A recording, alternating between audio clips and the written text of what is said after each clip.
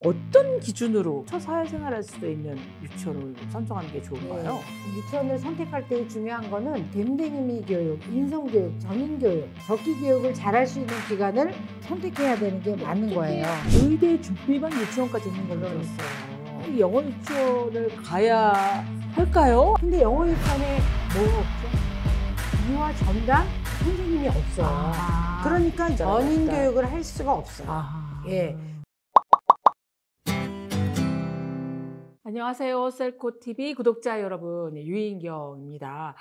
제가 이 유튜브에서 뭐 자주 강조했지만 제가 가장 요새 보람스럽고 너무 기쁘지만 고통스러운 일 중에 하나가 할머니 역할입니다. 오늘 제가 SOS를 칠 만큼 중요한 분을 한번 모셔봤습니다. 네. 먼저 본인을 소개해 주시죠. 김영미 원장님. 1980년 3월부터 네.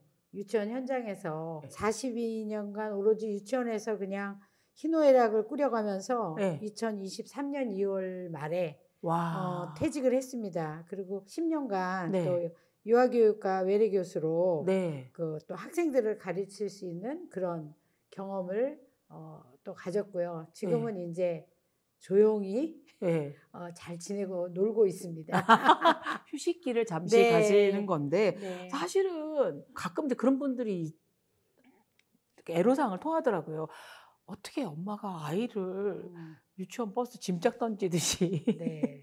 뭐 옷도 안 갈아입히고 막 던지는 네. 어머니도 있고 네. 애가 너무 버릇없이 구는데도 오히려 막 항의하는 뭐 그야말로 쉽게 말하면 진상 부모나 네. 철없는 애도 있다 그러지만 네. 어머니들 입장에서 보면 선생님이 아이들한테 뭐 약간의 뭐 학대를 했다거나 뭐 가끔 그런 거는 꼭 사회면에 나오잖아요. 네. 신문이나 방송에. 네. 그러니까 진상 학부모보다는 어머니들 문제가 나오는데 원장님 생활 40여 년 하면서 와 제일 이거는 좀 억울하고 답답하고 왜 이럴까 손쉽게 말하면 뒷목 잡을 만한 사건도 겪으셨나요? 그럼요. 주로 이제 저는 뒷목 잡는 거는 아이들이 이제 놀이하다가 다치는 경우 네.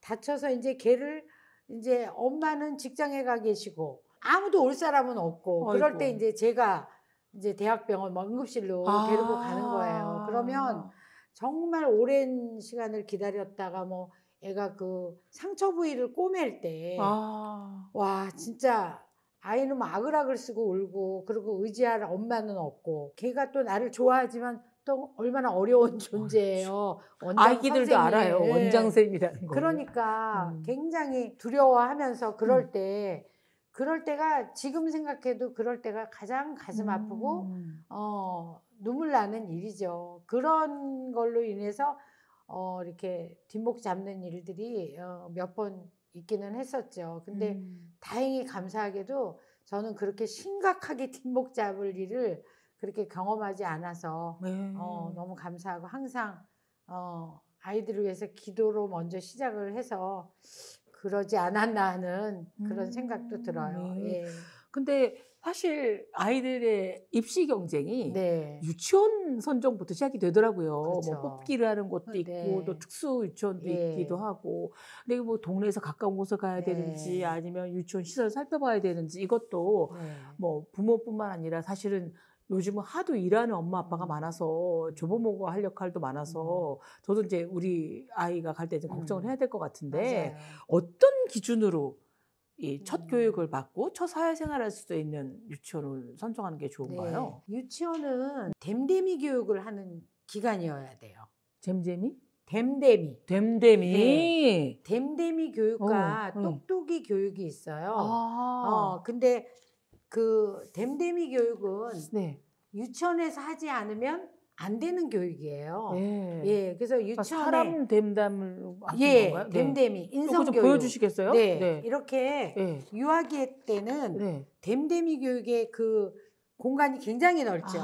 그렇죠. 대학 가서 댐댐이 교육 못 해요. 그렇죠. 그쵸? 인성이 이미 예, 형성되니까. 그래서 유아기 때 댐댐이 교육을 네. 하지 않으면 이거는 절대로 중학교 때 댐댐이 교육해야지 실패해요. 안 되죠. 유아기 때 댐댐이 교육을 해야 되고요.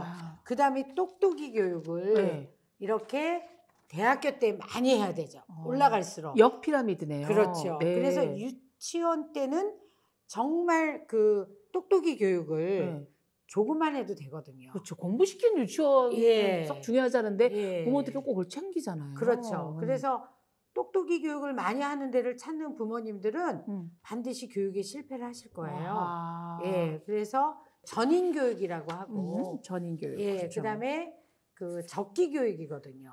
유아기 때 모든 것을 배워야 할 것을 배우지 않으면 굉장히 성인이 돼서 문제가 되거든요. 그래서 1세 때 이루어야 될 과업이 있어요.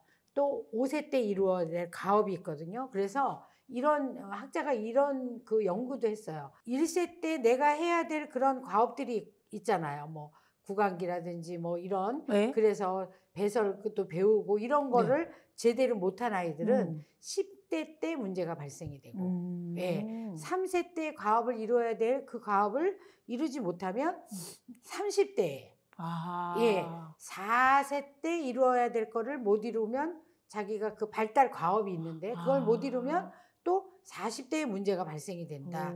그래서 이제 그 어떤 그 학문기나 이럴 때 제대로 그 올바른 교육을 받지 못한 애들은 또 10대 때 문제가 되기도 하지만 3세 때 못되면 30대에 그 바람이 나거나, 예, 또 5세 때 안 되면 또 50대에 또 바람이 난다거나, 그런 게 이렇게 계속 추적을 아래로 추적을 해보면 그 나이 때 그 과업 수행을 못했기 때문에라고 그 논문에도 나와 있는 그렇죠. 게 있어요. 유치원에서의 됨됨이도 네, 있고 예. 집안에서의 그럼요. 밥상머리 교육도 있고. 네, 예. 예. 그래서 유치원을 선택할 때 중요한 거는 그런 됨됨이 교육, 인성 교육, 전인 교육, 적기 교육을 잘할 수 있는 기관을 선택해야 되는 게 근데 맞는 어떻게 거예요. 학부모들이 그걸 커리큘럼을 다 살펴볼 수가 있어요? 요새는 홈페이지에 굉장히 많이 있는데요. 아, 예, 그런데 예. 어쨌든 그 유치원마다의 이제 11월부터 네. 원화 모집을 해요. 네. 유아 모집을 하거든요. 커밍 순이군요. 네, 2025년부터 예, 25학년도 네.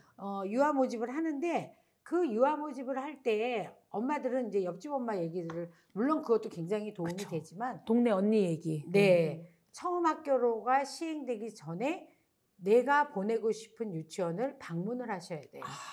방문을 하셔서 환경을 보시고 안전한 환경인가. 굉장히 위험 요소가 많은 네. 그런 곳은 아닌가. 그다음에 급식을 그 조리하는 조리실에 가서 청결도 좀 보시고 부모님들이 그렇게 하시고 교육 커리큘럼은 그런 홈페이지에 잘 나와 있거든요.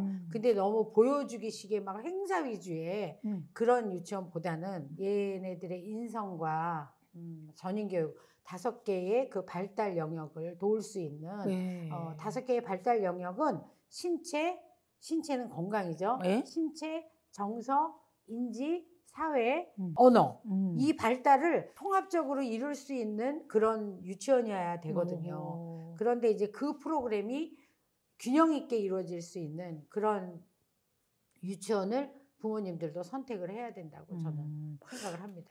근데 이제 그런 유치원을 갔다 하더라도 또 약간의 딜레마가 있는 게 요즘 보니까요.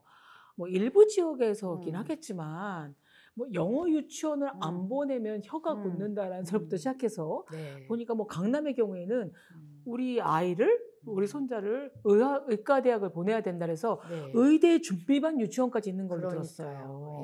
근데 40여 년간 유치원 원장님 한 경험으로 어떠세요? 이 영어 유치원을 가야 할까요? 아니면 그냥 보통 유치원에서 얼마든지 뭐 집에서든지 유치원에서도 영어 가르치는 많이 하죠, 유치원에서. 네. 또 뭐 사실 의대 준비 유치원 다닌다고 다 의대 들어가는 것도 아니잖아요. 당연하죠. 이런 거에 대해서는 어떤 조언을 해주고 싶으세요? 의대 준비반의 90%는 들러리라고 보면 되겠죠. 예, 의대를 가는 그 수는 엄청 작잖아요. 그럼요. 예, 저희도 저희 학부모도 뭐 벌써 의대를 준비한다 이러면서 했던 분이 있는데 그분은 너무 자녀를 모르는 거예요. 우리는 걔를 너무 잘 알고 있거든요. 근데 자기 자녀를 너무 모를 때 좀 안타까움이 있었고요. 일단 영어 유치원은 그 명칭 자체가 잘못된 거예요. 예. 왜냐하면 대한민국의 학제에서는 유치원, 초등학교, 중학교, 고등학교, 대학교로 되어 있잖아요. 그 유치원이라는 명칭을 붙일 수 있는 곳은 그 지역교육청에서 인가가 난 유치원들, 즉 예를 들면은 공립유치원, 사립유치원만 그 유치원 명칭을 할 수 있어요. 그러니까 행정적으로 유치원이라는 명칭을 붙인 것부터가 잘못된 거고요. 그런 거기는 학원이거든요. 그렇죠. 학원은 영유아를 전담하는 영어학원. 영어학원이라고 명칭을 붙이는 게 맞는 거고요. 그곳은 그 영어 유치원에는 또 뭐가 있냐면요. 선생님들이 원어민이 있죠. 네. 그다음에 이중 언어 쓰는 그렇죠. 선생님이 있어요. 근데 영어 유치원에 뭐가 없죠? 유아 전담 선생님이 없어요. 그러니까 유아를 전문으로 가르칠 선생님이 없으니까 어떻게 되죠? 아이의 정서나 신체나 그렇죠. 이런 걸 돌볼 사람이 전인 없다. 교육을 할 수가 없어요. 아하. 예. 그렇기 때문에 전인 교육의 목적이 아닌 곳이죠. 네. 전인 교육의 목적이 아닌 곳이기 때문에 그렇기 때문에 어떻게 보면 영어 유치원이라고 하는 그 학원은 네. 보내기는 하되 전인 교육을 하면서 함께 할 수 있는 곳이라면 그거는 굉장히 저는 지지할 수 있어요. 그래서 네. 오전에 유치원에 갔다가 오후에 그렇게 이제 지도할 수 있는 곳을 다니는 것은 굉장히 도움이 되고요. 후배 원장의 아들이 의대를 지금 다니고 있는데요. 그 아들이 엄청 그 책을 많이 봤어요. 책. 영어를 잘하려면 우리나라 책을 잘 봐야 돼요. 그렇죠. 한국. 그렇지. 한글책. 한글책. 독해 능력. 결국은 영어는 독해 능력이에요. 나중에 가서. 그쵸. 뭐 yes, no 이것만 잘하면 뭐 하겠어요? 예. 현장학습과 영어 유치원 애들 데리고 이렇게 왔는데 애들이 선생님이 뭐라고 이제 뭐 거의 중간중간에 한국말 써가면서 하니까 yes, 뭐 no 이것만 크게 하더라고요. 참 안타까웠어요. 그래서 예전에 우리 그 학부모들한테 그 얘기를 했어요. 영어를 정말 잘 하기를 원하면 그 영어 그 학원에 들여갈 돈을 적금을 보라. 적금을 벌어서 정말 얘가 영어를 잘 흡수할 수 있는 그 시기에 어학 연수를 뭐 방학 때마다 보낸다거나. 그래서 저도 이제 우리 딸을 이제 어학 연수도 이렇게 보내봤고 했는데 본인이 너무 영어를 하고 싶어 해서 그렇게 영어를 하게 된 거거든요. 네. 그러니까는 뭐든지 아이들이 난 너무 하고 싶어. 이 영어가. 이럴 때 보내는 거. 적기 교육이 바로 그거거든요. 아이가 흥미 있어 할 때 보내는 거. 그것이 정말 필요한 저는 교육이라고 생각하고 영어 그 학원도 유아 전담하는 그 영어 학원도요. 그 유아 전문 교사를 저기 채용해서 하시는 유치원들도 있어요. 네. 그런 유치원들이라면 좀 생각해 볼 여지는 있겠지만 그렇게 되면 거의 그런 유치원들은 그 인건비를 생각하면 거의 월 교육비를 300만 원 정도 내는 곳이어야 되지 않을까 그렇게 이제 생각을 하고 있어요. 그렇죠. 예.